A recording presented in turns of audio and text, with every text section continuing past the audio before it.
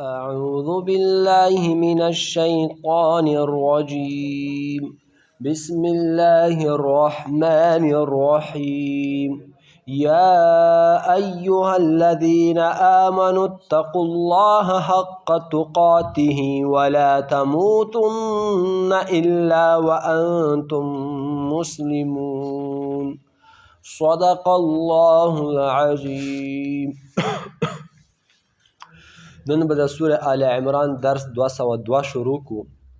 په دغه کې به آیات نمبر 102 او آیات نمبر 103 ترجمه او تفسیر وکړو. یا ایها الذین، ای هغه کسانو، آمنو چې تاسو ایمان راوړی، یعنی ای مؤمنانو، اتقوا الله، تاسو وډار شئ د الله څخه حق تقاته، لکه څنګه چې حق د ډارېدو دی. ولا تموتن، او تاسو ما مړه کیږئ، الا وانتم مسلمون، مگر په داسې حال کې چې تاسو مسلمانان یو. واعتصموا، او تاسو منګولې ولګوئ، بحبل الله، په هغه رسۍ، په هغه پړي د الله، جمیعا، ټول په ټوله. ولا تفرقوا، او تاسو فرقې تفرقې بې اتفاقي ما کوئ. واذکروا نعمت الله، او تاسو رایاد کو هغه نعمت د الله علیکم چې په تاسو کړی وه، اذ کنتم چې کله تاسو وئ اعداء، دشمنان په خپلو کې، فالف بین قلوبکم، نو بس الله پاک محبت واچول ستاسو په زړونو کې، په مابین د زړونو د تاسو کې، فاصبحتم، بس تاسو وګرځېدوئ، بنعمته، د الله په دغه نعمت سره، اخوانا، خپلو کې ورونه ورونه. وکنتم، او تاسو وئ علی شفا حفرة، په هغه غاړې د کندې، من النار، د اور څخه، فانقذکم، بس الله بچ کړوئ د اسلام په نعمت سره، منها د دغه اور کندې نه.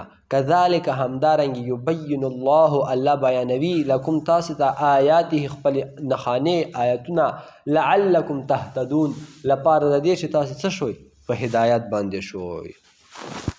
نن ډېر ښکلی درس دی. درس کې چې دی دوې خبرې دي.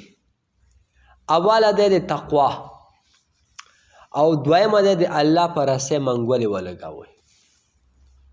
اول به راشو تقوا ته. تقوا چاته یایي؟ تاسو به ښه پېژندوئ انشاءالله. لغت کې خو تقوا مطلب دی ځان ساتل یا ډارېدل. نو تقوا ته هم تقوا ځکه یایي چې ته چې الله په کومو کارونه منې کړی، هغوی نه به ځان ساتې. شراب به نه چکې، زنا به نه کوې، درویغ به نه یایې، حرام به نه خورې، سود به نه کوې، دغو نه به ځان ساتې. یا تقوا معنی ډارېدل. نو تقوا ته هم ځکه تقوا یایي چې الله پاک ته کوم کارونه منې کړی، هغوی نه باید وډار شې. که هغوی نه ونه ډار شوې، شراب دې وچکل، نو هغو دنیا کې به سزا خوري. نو ته به هغو شیانو نه ډارېږې، ځکه چې هلته سزا ماته لیکل شوې ده. نو دغه تقوا. تقوا 3 درجې دي، یعنی 3 مرتبې دي. هغه کمزورې تقوا چې دی، دا دی چې شرک ونه کې. نور هره یوه ګناه کوې، خو شرک نه کوې. دا بس ټول مسلمانان تقواداره دي. که لمونځ کوي او که نه کوي. اوس تاسې داسې ونه یایو چې والا بس مفتی صاحب خو وویل چې شرک نه کوي، بس متقي یې، بس زه متقي یم، لمونځ به نه کوم. نه، دا خو کمزوری متقي یې، صرف کافر نه لږ اردسته شوې. دا تقوا ما اخله، او دا تقوا به هم ځان کې اروالي. دغه نه دویمه درجه چې دی، هغه بیا ضروري ده چې الله پاک کومو کارونه منې کړی، هغه به نه کوې. کومې درته ویلي چې وکړه، هغه به کوې. لمونځ به کوې، همدارنګې وروره ګوله زکات به وباسې، حج به کوې، روژې به نیسې، زنا به نه کوې، درویغ به نه یایې، سود به نه خورې. دا بیا دویم درجې تقوا ده. دا باید هر مسلمان ځان کې راولي. دا متقیان دي. دریمه تقوا چې اوچته تقوا دی، الله دې موږ تاسو ته نصیب کړي، هغه د پیغمبرانو، د صحابهو، د اولیاو تقوا ده، چې هر وړې ګناه نه هم ځان ساتي، لوی نه هم ځان ساتي. دا اعلی تقوا ده. پوه شوئ؟ عمر رضی الله عنه یو ورځ صحابهو په یولو دپاره ابی ابن کعب رضی الله عنه نه پوښتنه وکړه چې تقوا چاته یایي؟ نو ابی ابن کعب رضی الله عنه ډېر ښکلی جواب ورکړه چې اوږدې جامې مې چولې وي، او دستم ازغوي او دغه منځ کې زه روان وم او دا اوږدې جامې خو چې دې چولې ازغیو کې خاخېږي نو داسې ورو ورکې لاړ شم چې د ازغیو کې خاخ نه شم بل سیډ ته وځم دغه ته تک ویلی شي مطلب څه دغه دنیا کې دستم ګناهونه دي بس ډېر په احتیاط کې به چې زندګي تیره کې دغه ته یې تقوا نو تقوا چې ده ځان کې راولوئ تقوا ډېر یو اهم څیز ده هر مسلمان باید تقوادار شي چې یو ورته تقوادار شي که نه دغه بیا ډېرې فایدې دي بیا چې واړه ګناه هم د نه کېږي داسې تبه به دنې ارڅي خفا به وي چې دا مو ویلې وکړه هلته تا زړه تک سپین وي تور داغ نه مني ډایرکټ توبې وباسي ژاړې لمونځونه کوې ښکلې زندګي دې روانوي او چې یو ورته زړه دې تور شو که نه بس بیا په روان شي بیا هغه وروره ګوله په ګناهونو کې ورو په ورو ترقي کوي حتی داسې خلک دي بدبخته چې په همداسې اسلام نه اوسې وروځي ښه دا خو ما تاسو ته لږ د تقوا باندې معمولي غونده هغه وکړه تقوا ډېر یو هغه دی څه ورته ویلی شي هغه خبره 15 غنټې بیان غواړي دلته الله پاکیلی دي حق تقاته تاسې الله نه وډار شو لکه څنګه چې د ډورېدلو حق وي دا اوس څه مطلب دی دغه جواب په حدیث شریف کې شوی دی رسول الله صلی الله علیه وسلم فرمایي حق تقاته هو ان یطاع فلا یعصى هغه دغه ویلی شي چې ته د الله اطاعت وکړې ګناه ونه کړې دویم نمبر ویذکر فلا ینسى چې الله ذکر وکړې ویرې نه کړې د نه په ویره نشي یعنې هر وخت الله یادوي دریمه خبره ویشکر فلا یکفر چې د الله شکر وباسې ناشکري ونه کړې دا د تقوا حق دی عبادت کوه ذکر کوه او شکر گزاره اوسه یوه روپۍ ګټې که شل ګټې که تاوان کې روانې که مریضې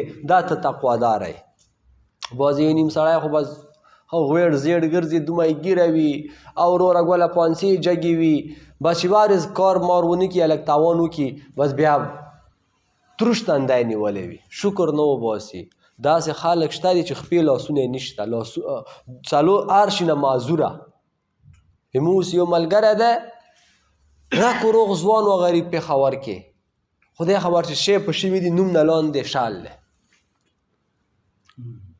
ورځ هسپتال کې شپږ اوه زره روپۍ په لګېږي او پیمپر یې ورچولي دي غټ سړی پیمپر یې ورچولي دي ډاکې تشې بې ادبي د معافي عمل ته کوي دا څومره سخته زندګي ده دغه نه او همدا یې چې زه مړ شم دغه حال نه او ته شکر وباسه خپې الله دې کړي دي لاسونه دي دي خپله تشناب ته ځې خپله ماړۍ پخورې نوره څه غواړې که ته یې چې نه این تکه پین تکه پټای شین تکه بس دا وی ورځې کې بادشاه جوړ شم نه دا ناشکري ده شکر وباسئ په هر حال باندې شکر وباسئ دویمه خبره الله پاک موږ ته کړې ده چې تاسې د الله راسۍ مضبوطه ونیسئ راسۍ نه څه مراد دي ابن عباس رضی الله عنه فرمایي حبل الله چې حبل د الله چې ده هو القرآن هغه قرآن ده دا قرآن چې ده د الله راسي ده ښه لکه څنګه دا چاته چې زه خېجمې یو پړی ارزوړن کم دا پړي نه داسې پاسه ور وخېجم که ته یې چې زه الله ته ورسېږم دا قرآن ورونیسه دا به ته الله ته رسوي خپلو کې سره فرقې ما جوړېږئ چې الله ته دا یې او زه دا یم نه ټول مسلمانان ورونه دي دا فرقې مو کې کفارو سازش د خپلو مسلمانانو خپلو کې سړولي یو لکه څنګه چې اوس او خزرج بیګا مې ته دا ترجمه کړې وه چې یهودي سپی ورکې راغله شیطاني ورکې وکړه چې تا ته نیکه مړ کړی او تا ته تره مړ کړی و خپلو کې بیا څه په جنګ راول نبي علیه السلام چې نوی راغلی هغه د یو سلو شلو کالو دښمني بیا تازه کېده نو نن الله پاک دا خبره کوي یا ایها الذین ای هغه کسانو آمنو چې تاسې ایمان راوړی اتقوا الله تاسې الله نه وډار شوئ حق تقاته لکه څنګه چې حق د تقوا دی حق د تقوا نه تاسې پوه شوئ چې اطاعت به کوې ګناه به نه کوې ذکر به کوې الله به نه په ویره کوې او آخره کې شی دی شکر به وباسې ناشکري به نه کوې ولا تموتن او تاسې مړه نشوئ الا وانتم مسلمون مگر په داسې حال کې چې تاسې څه شوئ مسلمانان وئ. اوس دلته به ته سوال کوې ما ته خو د خپل مرګ پته نه لګېږي چې زه به مسلمان مړ کېږم که کافر. څوک ګارنټي ورکوی شي؟ لوی لوی بزرگان دي خاتمه په کفر شوی، لوی لوی کفار دي زړکدن وخت کې مسلمانان شوي، زړکدن نه 10 منټه مخکې. نو دلته خو الله پاک چې تاسې مړه ما شوئ مګر شی مړه شوئ مسلمانان مړه شوئ.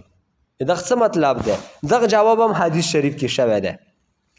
رسول الله صلی الله علیه وسلم فرمایي کما تحیون تموتون لکه څنګه چې تاسې ژوند تېروئ همداسې به ته مړ کېږې. کما تموتون او لکه څنګه چې ته مړ شوې تحشرون همداسې به ته ارجګېږې. څه مطلب؟ که ټول ژوند په ګناهونو کې روان وي همدغه ګناهو حالات کې به مړ کېږي، او چې د ګناه حالات کې مړ شوې د ګناه حالات کې به واپس ارجګېږي. تاسې به لیدلي وي ډېر خلک شرابو حالاتو کې مړه شي ځکه هغه ټول عمر شراب څښل، د شرابو حالاتو کې به ارجګېږي. تاسې به لیدلي وي یو سړی به وي تهجد به کوي، ذکرونه لمانځونه به کوي، همدا ذکر تهجدو کې الله مرګ ویرولي، بیا همدغه حالات کې څه شي؟ ارجګ شي. اوس به ته بل سوالانې کوې خو چې دا لوی لوی بزرګان دي ټول عمر یې بزرګۍ کې تېرېږي په آخره وخت کې څه شي؟ مرتد شي. دا ویلې هغه ځکه چې هغه هسې درویغو بزرګي کوله، اخلاص یې زړه کې نه وه، کیدای شي خلکو پورې بزرګي کوله، پیسو یې پورې بزرګي کوله، ځکه الله پاک آخره کې څه کا وشرموله. واعتصموا او تاسې ونیسوئ منګولې ولګوئ بحبل الله د الله په راسۍ باندې جمیعا ټول په ټوله، ولا تفرقوا او تاسې فرقې ما کېږئ، واذکروا او تاسې یاد کو نعمت الله د الله نعمت علیکم چې په تاسې کړی اذ کنتم چې کله تاسې وئ اعداء دشمنان فالف بین قلوبکم. د اسلام داسې څیز دی ښه کوم کور کې کوم محلې کې چې مسلماني ډېره نه وي ګناهونه ډېر وي هغوی هره ورځ جنګونه وي، او چې کوم ورونه کوم تره زامن کوم خاندان کومه محله چې اسلامي وي یو بل سې تېرېږي، هغه محلې کې یو نورانیت وي خوشحالي وي ویله د اسلام برکت وي. اسلام نه خبر یا دا مې ورور دی، اسلام نه خبر یا د ګاونډي ښځو خیال ساتي، که هغه خور مور ته زه باید نظر وکړم سبا ما خور مور ته بل څوک کسي، او کومې محلې کې چې د اسلام بدماشان او د لوفران اوسي هلته بد وال وي.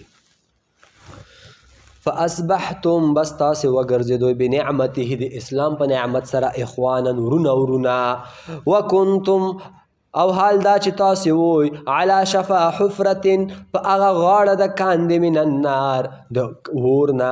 شکر وباسئ چې موږ مسلمانان یو، که مسلمانان نه وای دا جهنم په کانده به ولاړ وو چې مړه شوي وای ورغورځېدو. فانقذکم بس باچ کړئ الله پاک د کاندې څخه منها د کاندې څخه کذلک همدارنګې الله یبین الله الله بیانوي لکم تاسې دپاره آیاته آیاتونه د هغه لعلکم لپاره د دې تهتدون چې تاسې په هدایت شوئ. وما علینا الا البلاغ.